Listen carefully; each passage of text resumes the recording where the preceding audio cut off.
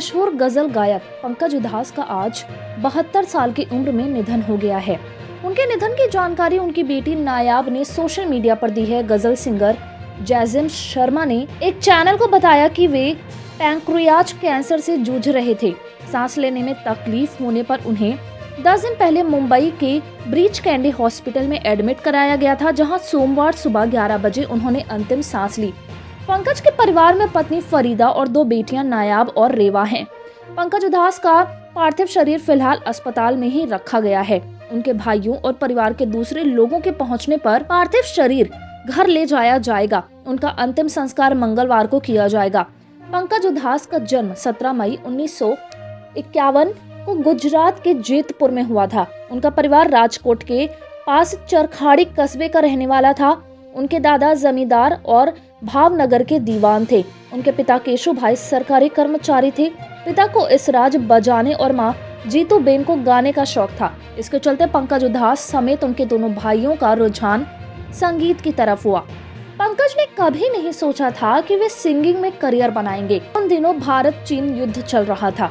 इसी दौरान लता मंगेशकर का ऐ मेरे वतन के लोगों गाना रिलीज हुआ। पंकज ने ऐ मेरे वतन के लोगों गाया। उनके गीत से लोगों की आंखें नम हो गईं। दर्शकों में से एक आदमी ने इनाम में उन्हें 51 रुपए दिए। ये गाने के बदले उनकी पहली कमाई थी। पंकज के दोनों भाई मनहर और निर्जल उधास म्यूजिक इंडस्ट्री में जाना पहचाना नाम थे। स्कूल में पंकज के बेहतरीन परफॉर्मेंसेस के बाद उनके पेरेंट्स को लगा कि पंकज भी अपने भाइयों की तरह म्यूजिक फील्ड में कुछ बेहतर कर सकते हैं। इसके बाद उनका एडमिशन राजकोट की संगीत अकेडमी में कराया गया। पढ़ाई के बाद पंकज कई बड़े स्टेज शो पर परफॉर्मेंस करते थे।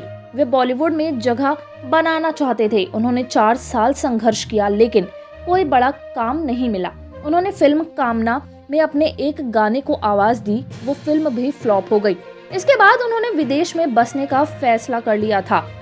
राजेंद्र कुमार और राज कपूर बहुत अच्छे दोस्त थे। एक दिन उन्होंने राज कपूर को डिनर पर बुलाया। डिनर के बाद उन्होंने पंकज उधास की गाई चिट्ठी आई है गजल राज कपूर को सुनाई तो वे रो पड़े। उन्होंने कहा कि इस गजल को पंकज से बेहतर कोई दूसरा नहीं गा सकता। पंकज उधास ने 11 फरवरी 1982 को फरीदा से शादी की थी। उस वक्त वो ग्रेजुएशन कर रहे थे और फरीदा एयर होस्टेस थी। एक कॉमन फ्रेंड की शादी में दोनों की मुलाकात हुई थी। पंकज को पहली नजर में ही फरीदा पसंद आ गई थी। पहले दोनों में दोस्ती हुई, फिर प्यार। पंकज का परिवार इस रिश्ते के लिए तैयार था, लेकिन फरीदा के परिवार को ये रिश्ता मंजूर नहीं था।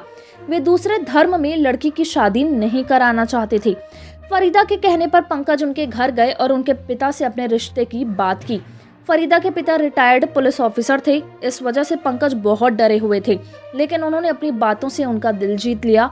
फरीदा के पिता दोनों की शादी के लिए मान गए।